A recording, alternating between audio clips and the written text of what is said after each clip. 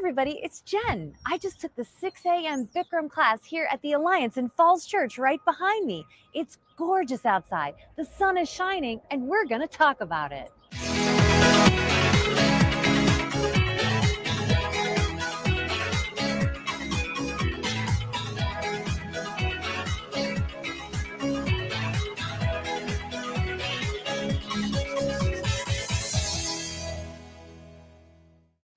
Hi guys, I'm here in historic Falls Church. I'm standing on the WOD Bridge. W and OD stands for Washington and Old Dominion.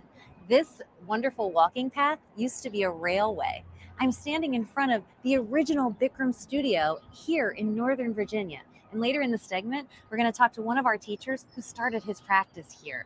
I'm so excited to share him with you. So, hey, if you're ever running along on the bridge or you're on your bike or you're walking and you see we have class, stop and give us a wave.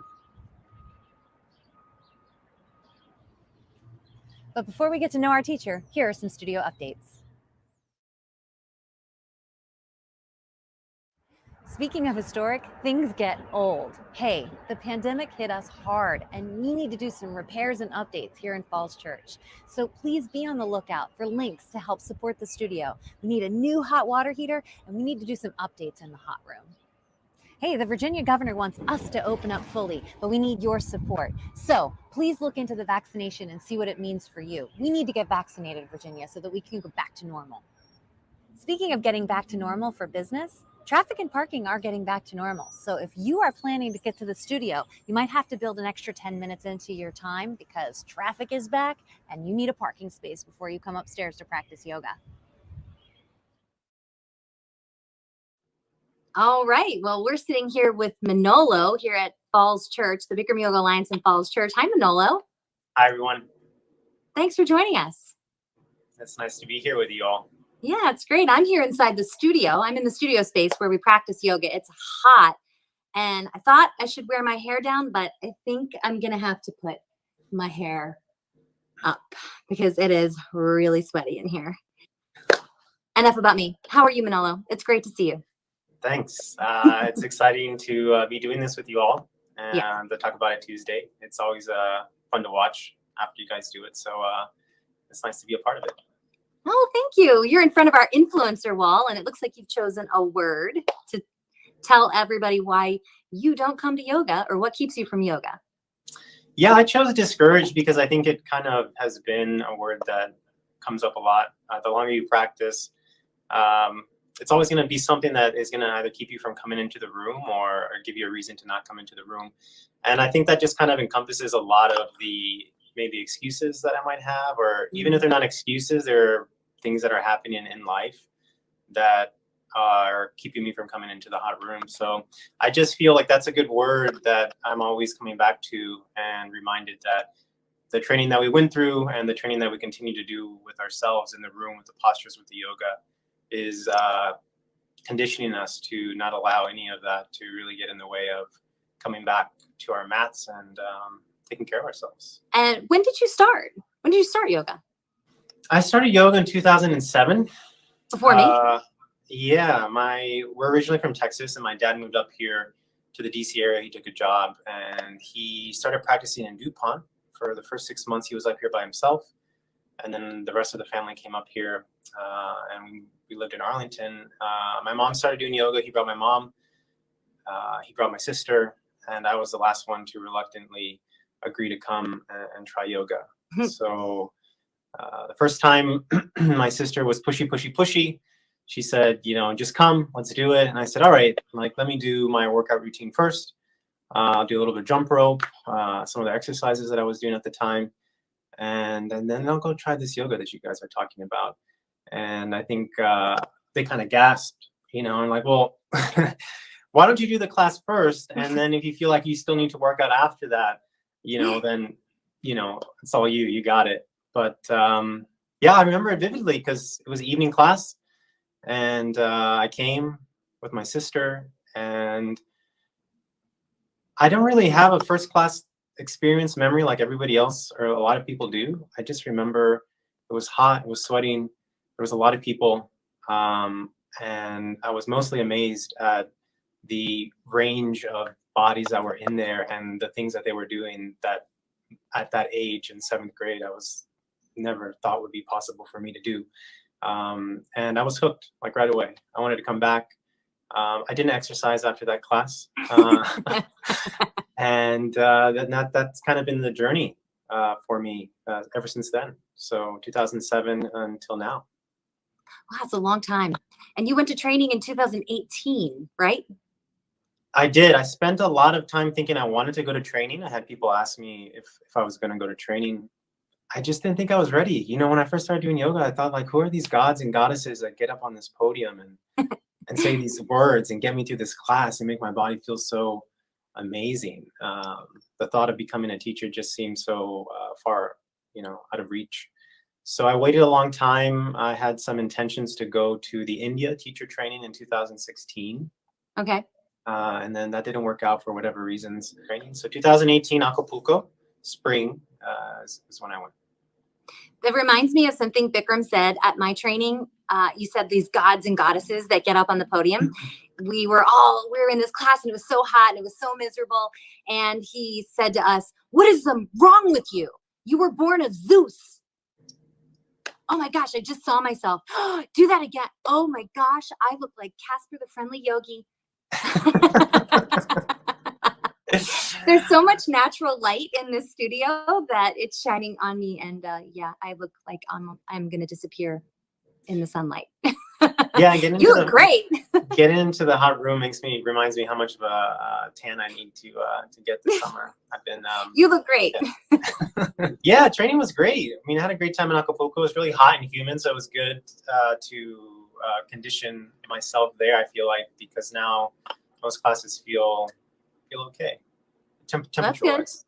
Did Bikram say anything at your training that made you just like fall out of your posture laughing, or do you have a memory of him saying something where you're like, "Oh, only Bikram"? Yeah, I mean, with the exception of all the explicit content. Yeah, we'll keep it PG for now. To keep it PG.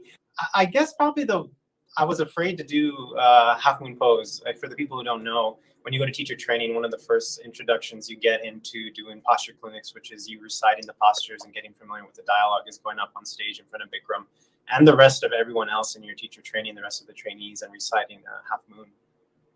And it was nerve-wracking to have to, the first time you're having to memorize a posture and then deliver it on stage in front of Bikram, in front of everyone. And I've always been good with memorization, so I thought I'd be okay. And people went first, so kind of the pressure of going first was not there. But I delivered my dialogue to the models that were there, and I got all the words out and everything. Sounded good, and he kind of shrugged and he said, he did this with his hand. He said, "You're too decent," and then he said, "You're too good," and then he also said, "What's with your glasses?" It's like, "You look like a high school teacher." To me, I just laughed because I just felt like a part of me, I had to let go of feeling like I was gonna offend someone, I guess, or with my words. I've always been really, really shy, and yoga really helped me kind of break out of that mold, and being a little bit maybe, not too nice to a fault, but also not having I guess maybe the confidence to express myself in a way to break out of that shyness. So him cracking that joke to make it seem like I was this timid high school teacher in front of a room of, raging adolescent, kids trying to teach a class and keep them orderly. I laugh, but, I always remember it because of the, how he's so expressive and, he's so genuine and with how he feels and what he says. So, aside from all the other things, I always remember that moment there when he said that, and it was good because I still think of that when I'm on the podium, today. Yeah, he always gives you what you need in Half Moon. When you get up in front of him, I've seen it many, many times. I've been to my own training. I've been to multiple trainings, and everybody who delivers Half Moon in front of him gets exactly what they need. And every teacher that I've ever talked to, they tell me what happened to them in Half Moon. They remember it, and I listen and I think, oh yes, that's you. That is definitely you. So Bikram got you. Bikram definitely got you. You've been practicing a lot. I've been practicing more. Yeah. I took about a couple months off the mat. I think December and January. I think I probably 2.5 months I didn't practice. So it was a struggle to get back on the mat in February, physically, and then once I got over that physical, barrier, mentally, it was just, I think, a little bit more of a. It's more grueling, I think, because you have to go through those few weeks of recovery where you're like, wow, I had so much range of motion, I had so much flexibility, I had so much stamina, I had so much energy, and now here I am, like, almost back to square one. And I think getting over that, putting the ego, behind you was hard. So I've been practicing more, not a lot, as much as I was, but it is nice to be back in the studio. Home practice was great. I still use it, but to be in the hot room with the students, with the teachers, to have the instruction, to move with the energy in the hot room, it's been different. It's definitely been motivating me to get back to a more regular practice, for sure. It's been great to have you back on the podium for the students, I know, but I haven't been able to take your class, and I want you to come down to Alexandria so we can record your class again. We need another recording with you. Yeah, it's funny. So I got my sister and her husband to sign up for the on-demand, and she called me one night, and I got a voicemail from her, and I didn't listen to it, but I called her right back, and she's like, "Oh, I just left you a voicemail because I just took your class." And in that moment, for some reason, like, my heart sank for a little bit, because, like, oh my God, what class is she talking about? And it was the most recent class I was recording in the library, and it just felt, sometimes there's still that feeling you get of like someone just took my class, having your voice recorded. But she had such a great time. That's awesome. She had so much fun, and so did her husband. And I just thought, it'd be fun to get on the podium in Alexandria and do another recorded class. That was fun. I remember that. That must have been like one of the first classes I taught after the quarantine and pandemic. Yeah. After you had decided to come out of quarantine. Exactly. Yep. Yeah. Well, we play the recordings down in Alexandria and here in Falls Church. And there was this time where we played your class, and the students all came out and they were like, "Who is that?" And I thought, "You don't know who Manolo is?" Because they only come to the Alexandria location, and you're only teaching in Falls Church. So I'm going to have to get you on the podium in Alexandria because they need to see you down there. Yeah.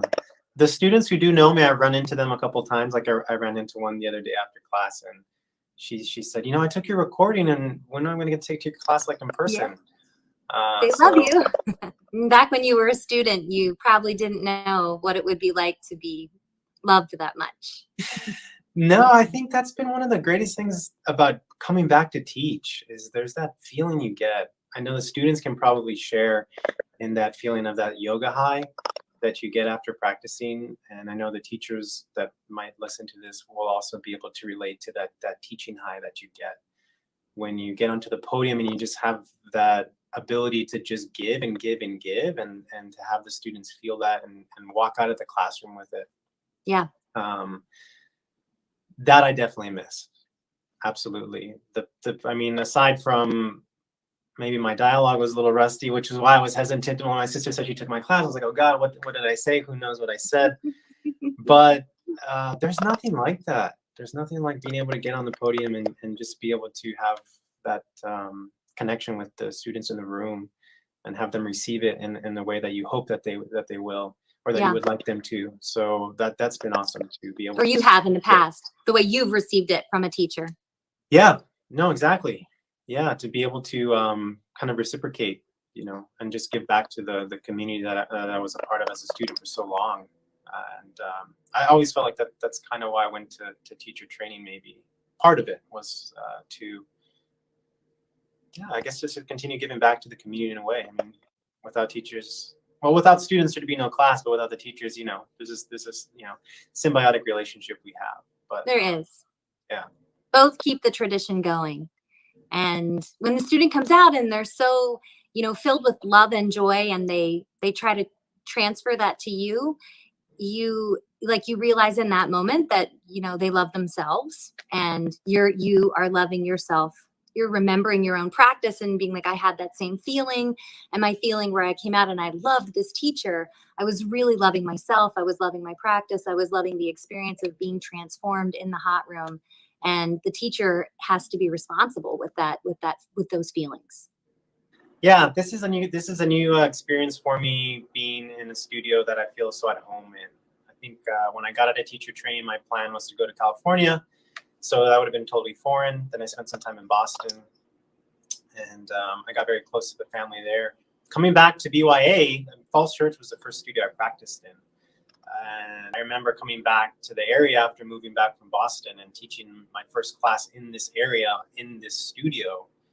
And that just kind of felt like a really weird, like full circle.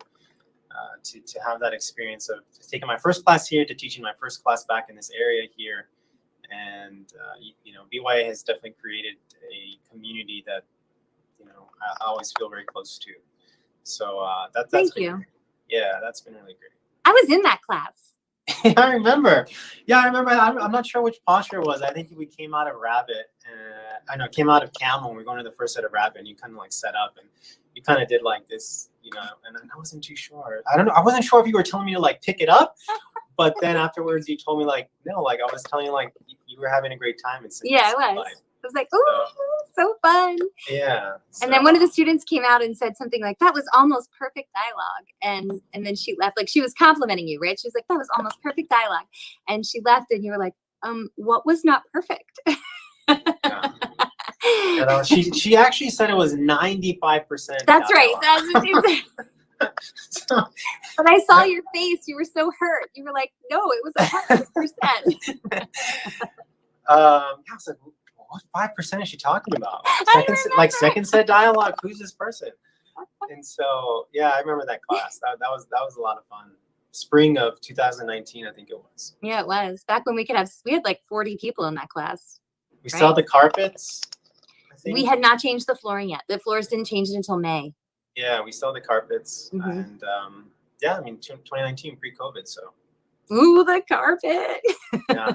I miss the carpet, to be honest with you. Every time we're in class and I see students that have been here for a while or they come from a different studio, I'm like, oh, do you guys remember the carpets? And some say no and some say yeah, and like thumbs down. But I always remember the carpets as part of just the ritual. And I get a little bit nostalgic sometimes. When you used to walk up the stairs here in Falls Church, you get blasted with that smell of the carpet. And my dad was always like, does it still smell at the studio? And I was like, that's the point. Like that's part of I'm not sure if Bikram said this, but and maybe he did, that if you want the rose, you have to deal with the thorns. Yeah. And that's part of the yoga, is just dealing with like the sweat and the smell and all of that. And so the carpets just remind me of those days when 40 people in the room. I wouldn't come to class if I was going to show up 5 minutes before class started because I wasn't going to get a good spot. And now we have this wonderful rubber floor. It doesn't smell. And of course the carpet is my heart as well, but it does. Beginners don't come in and think, ew. They come in and they think, oh, okay, it's hard. But yeah, the carpet is definitely part of the nostalgia, but the rubber flooring is part of the future.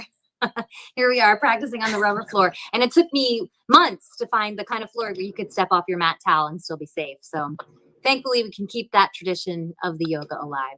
Well, thank you so much, Manolo, for joining us. It was wonderful to have you here. I can't wait to take your class. I'm going to get you down in Alexandria on that podium and record your class so that you can feel nervous when your sister calls and says your next class. Thanks, Jen. Thank you for your support. Thanks for being here. It's great to have you. Appreciate it. Thank Bye. you. Bye.